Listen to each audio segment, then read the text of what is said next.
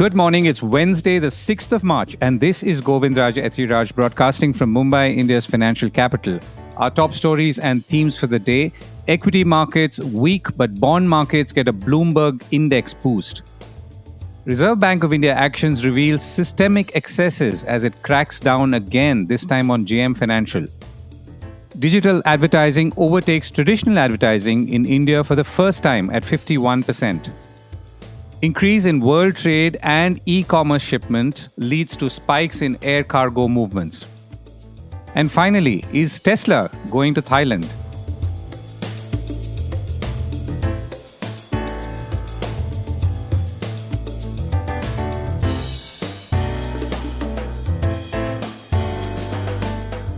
This is a call report with Govindraj Ethiraj. Indian markets are weak, but bonds get a boost. The Indian stock markets were weak once again, though after 4 positive sessions, it did appear even on Monday that the momentum was slowing down, and it continues to, and perhaps the markets will move in this range for some time now, even as large investors are clearly shuffling stocks, and I'll come to that in a moment. The BSE Sensex dropped 195 points to end at 73,677, while the Nifty 50 closed at 22,356, lower by 49 points. The markets in general are at all-time highs, not just in India, but even in the United States and countries like Japan. Now, there are a lot of stocks that are popping up on the sell charts of large investors, including overseas brokerages. The latest to join the list were TCS and HCL Tech, both leading IT services stocks, which were downgraded by CLSA or Credit Lyonnais India on the ground that the valuations were expensive and the growth outlook remains weak at best for the IT sector. CLSA downgraded TCS and HCL Tech to sell from underperform and reiterated a sell on Wipro and LTI Mindtree, NDTV profit reported. Now, the contrasting figure is obviously the NiftyIT Index, which is up 23% since early November and has outperformed the Nifty 50, which is the benchmark. The broader call is that the Nifty 50's forward valuations for 12 months at 28 times is higher than the average of the last 6 years, and thus leading to the conclusion of overvaluation in the overall market. CLSA has also put out sells on oil companies like HPCL, BPCL, and IOC as of the first week of January and reiterated these sell calls 2 weeks ago. And finally, it's also put out sell calls on Tata Steel and JSW Steel from outperform and also reduced the price targets for these steel companies. So while there are industry-specific issues everywhere, including, of course, margins, as in the case of oil refiners, valuations seem to be the consistent theme. And this is not just for CLSA or Credit Lyonnais, but the market as a whole, which means many other brokerages, whether they say it or not, or whether they put out reports or not right now, do believe there is some overvaluation in the market. Now, if equity markets are weak, bond markets have a lot going for them. After JP Morgan included Indian government bonds in its emerging market index, Bloomberg Index Services has said it will include 34 Indian government bonds that are open for investment under the country's fully accessible route or FAR in its emerging market local currency indices. Bloomberg said that the inclusion of these bonds will be phased in over a 10-month period starting on the rebalance date of January 31st, 2025. Now, within the market cap weighted version of the index, India is expected to be the third largest country after China and South Korea. The inclusion of Indian bonds in the Bloomberg Emerging Market Index could bring in about $5 billion from passive investors and more likely from active investors, the Economic Times reported. Last year, JP Morgan announced the inclusion of Indian sovereign bonds in its Emerging Markets Index with a maximum weightage of 10% starting June 2024, which is expected to bring in inflows of about $20 to $30 billion. Now, India is still not on the FTSE index, being the last major index India is not part of in the global bond index universe. Last year, global index provider FTSE Russell had decided against the inclusion, according to the Economic Times. Now, India's bond market is the third largest after China amongst emerging markets with a market capitalization of more than $1.2 trillion, nearly 3 times Indonesia's, and almost similar to Brazil.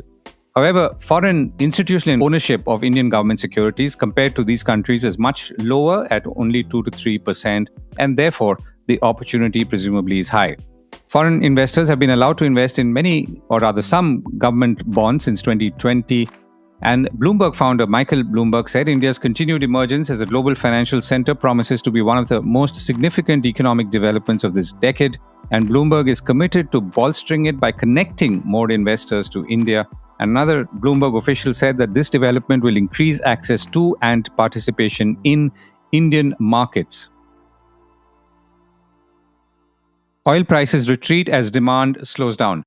Oil prices were down or almost pushed down again after crossing $83 a barrel on the way to $84 a barrel in recent days. Oil is now just under $82 a barrel after the Organization of Petroleum Exporting Countries and their allies extended a roughly 2 million barrel a day reduction into the end of June. Bloomberg said that traders and analysts had already priced in the widely expected OPEC Plus decision, which was seen as necessary to offset a seasonal lull in demand and soaring output from other producers, including presumably the United States. The latest cuts will be returned gradually, subject to market conditions, OPEC Secretariat said in a statement. India's financial markets under systemic threats. We spoke yesterday about how the Reserve Bank of India is becoming more alert, interventionist, and aggressive in its actions, including very active risk-based supervision being the more technical term. It's a new Reserve Bank of India under the current governor, Shaktikanta Das. Veteran banking analyst Tamal Bandyopadhyay told me on the core report just yesterday. And now the Reserve Bank has struck again, this time against Mumbai-based JM Financial Products, asking the company to cease and desist with immediate effect from doing any form of financing against shares and debentures, including sanction and dispersal of loans against IPO, that's initial public offering of shares, as well as against subscription to debentures. The company shall, however, continue to service its existing loan accounts through the usual collection and recovery process, RBI said. The Mumbai-based JM Financial Products is run by Vishal Kampani, part of the Kampani family that founded the JM Group. JM Financial offers some 7 different kinds of products, including capital market financing, the subject under discussion today, and then real estate and real estate mortgage financing. The Reserve Bank said the action was necessitated due to certain serious deficiencies observed in respect of loans sanctioned by the company for IPO financing as well as NCD or non-convertible debenture subscriptions. The Reserve Bank of India has charged that JM repeatedly helped a group of its customers to bid for various IPO and NCD offerings by using loaned funds. The credit underwriting was apparently found to be only perfunctory and financing was done against meager margins. The application for subscription, the demat accounts, and the bank accounts all were operated by the company using a power of attorney and master agreement obtained from these customers without their involvement whatsoever in the subsequent operations, and consequently, the company was effectively acting as both lender and borrower. JM Financial even arranged the opening of bank accounts and operated these bank accounts. So all of these were violative of regulatory guidelines, and of course there were also serious concerns on governance issues within the company, which according to the Reserve Bank were detrimental to the interest of the customers. The Reserve Bank would review these restrictions upon the completion of a special audit and rectification of these deficiencies, it said. Yesterday's crackdown was against another Mumbai-based finance company, IIFL, for giving away loans against collateral being gold, not fully verified for purity, and finding out as much only when defaults happened and they were forced to sell the gold. Now, both cases reveal the classic symptoms of overheated markets where investors are willing to take several near desperate steps to raise funds to invest them in the stock markets. While it is not necessary that loans against gold were for the purpose of investing in stock markets, it is, of course, quite likely and surely a fair amount, as has happened in previous occasions as well. In the JM case, clearly the attempt was to put in large applications and get allotments in often red-hot IPOs where there was a perception of a big bang listing jump, which also happened, of course, in many cases in the last year. Any market that goes through a run like the one we've seen in the last few years with such high retail participation and record retail participation actually is most likely to have gone through some excesses and cutting of corners, to put it most mildly. At least that's being what I've seen. One can only hope that these were the worst cases. Booming e-commerce pushes up air cargo demand. The International Air Transport Association, or IATA, has said that global air cargo markets had a strong start in 2024, with total demand measured in cargo ton kilometers going up 18% in January 2024 compared to Jan 2023. Moreover, global cross-border trade has increased by 1% in December compared to the previous month, which was minus 0.2 year-on-year. Now, this upturn broadly marks the highest annual growth in cargo ton kilometers, CTKs as it's called, since the summer season of 2021, IATA said, and adding that capacity also went up by 14%. IATA's Director General Willie Walsh said that the booming e-commerce sector is continuing to help air cargo demand to trend above growth in both trade and production since the last quarter of 2023. The counterweight to this good news is uncertainty over how China's economic slowdown will unfold, he said. Digital advertising overtakes traditional as India's media and entertainment industry grows 8% to 230,000 crores or $28 billion. The Indian media and entertainment sector grew 8% in 2023, reaching about 230,000 crores or about $28 billion, 21% above its pre-pandemic levels in 2019. The latest FICCI Ernst & Young report titled Reinvent India's Media and Entertainment Sector is Innovating for the Future has said. So let's look at some broad numbers here. Digital advertising grew 15% in 2023 and surpassed traditional advertising for the first time. There are some very interesting sub-trends within that and about who's advertising, and we'll come to that shortly. Social, sports, e-commerce, and SME or small and medium advertisers would continue to drive the growth in this sector moving forward, Ernst & Young said. Now, the total advertising pie in India is worth about 110,000 crores.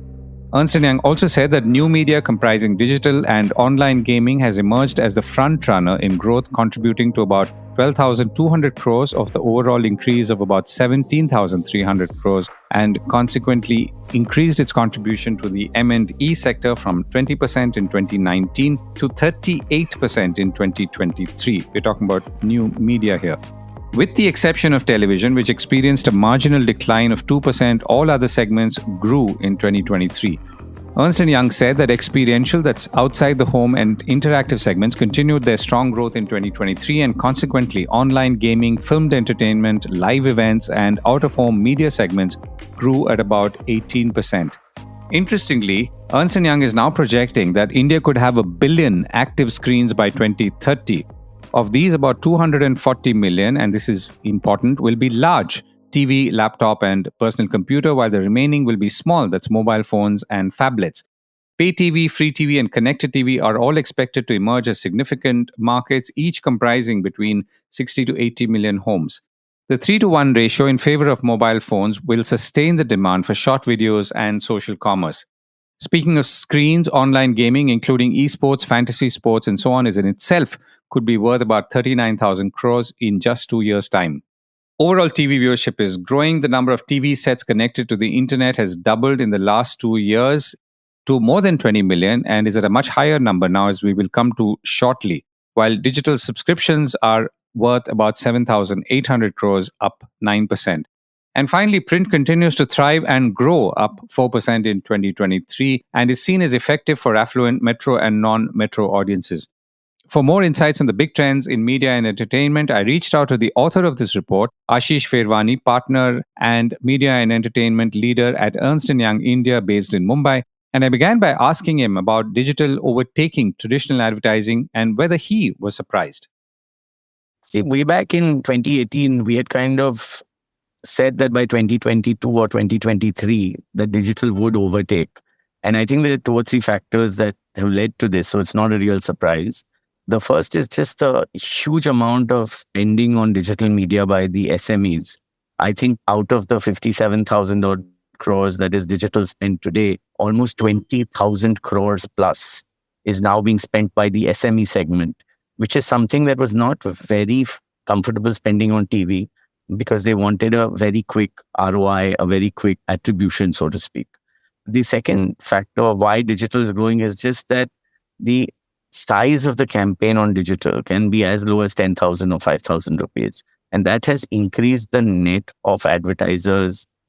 Maybe 8 to 10 lakh advertisers now have come on board on short video, social, and other OTT platforms. And that's going to be a key change. So I think the combination of factors, kind of move towards performance, T2C brands, a lot of factors going into it. But I think these are some of the main ones. Amongst the other things that you've said is that you're projecting now 1 billion screens in about 6 years' time, of which about 240 will be large and the remaining will be small.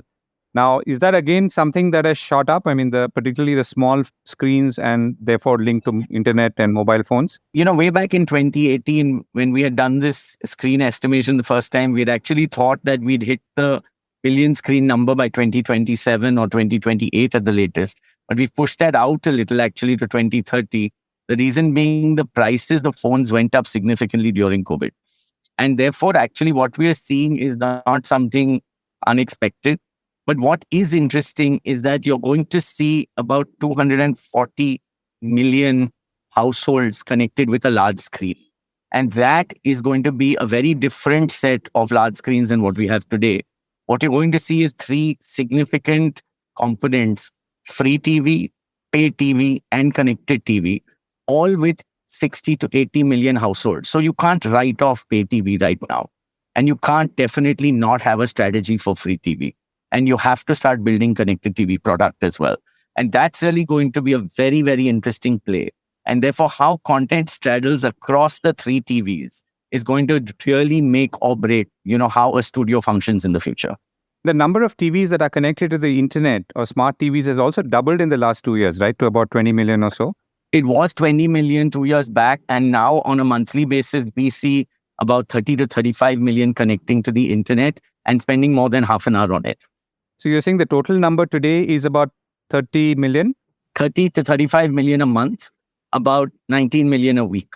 Connecting to the internet. Okay, last couple of questions. One is, how are you seeing overall print trends and overall advertising trends in 2024? So I think print, unlike anywhere else in the world, continues to grow in India. And the reason for that is actually very simple.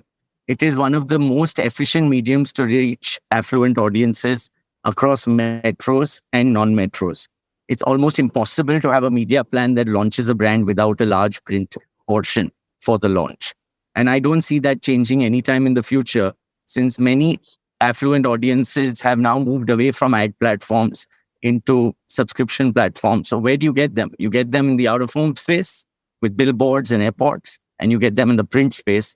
And therefore, I think print still has a lot of legs to stand in this country. We should not see any major disruptions, at least for the next 3 to 4 years, is my opinion. Right. And how are you seeing the overall advertising pie, which grew about 8% last year, but how are you seeing it in this year? This year, the first time since I've been tracking advertising numbers since about 15 years, if I keep that 1 year of COVID aside, it's the only year when advertising has grown at a rate less than the nominal GDP.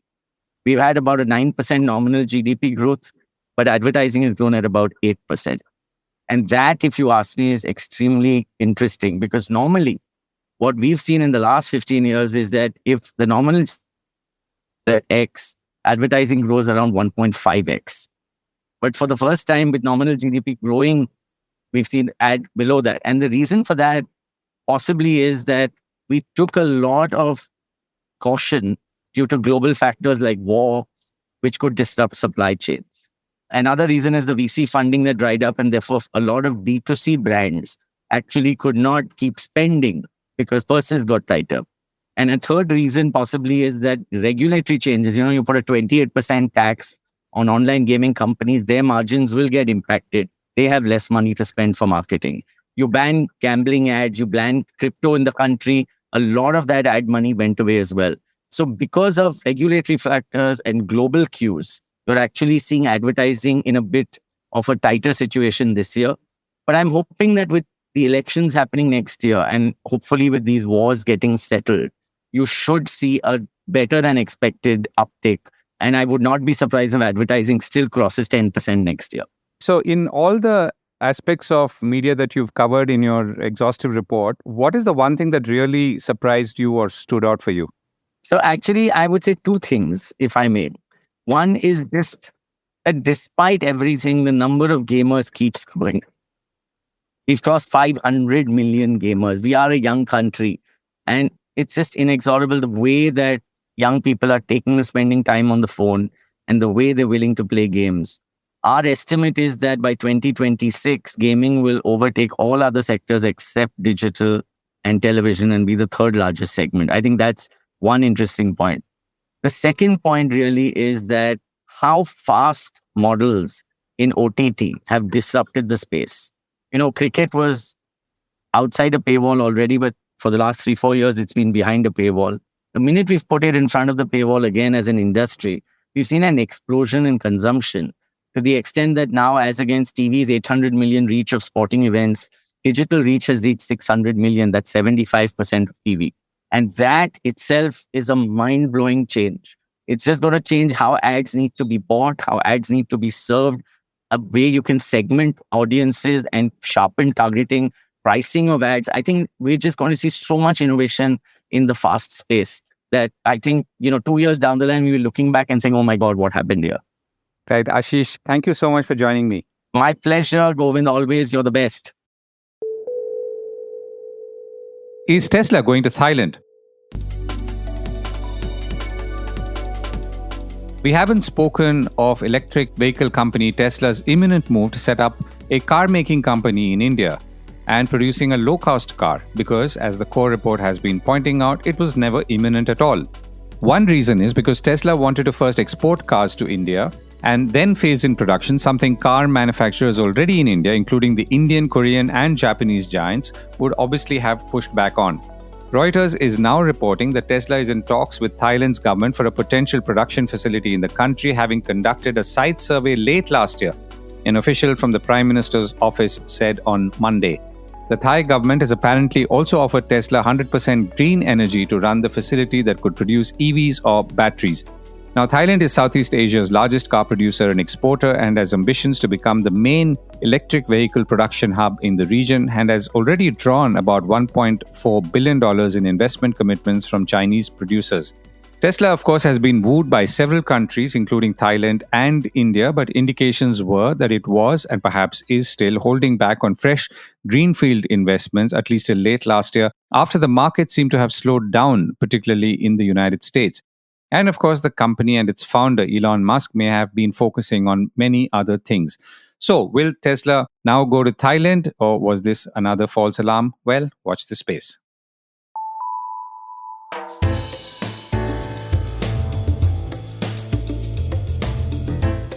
That was the Core Report with me, Govindraj Ethiraj.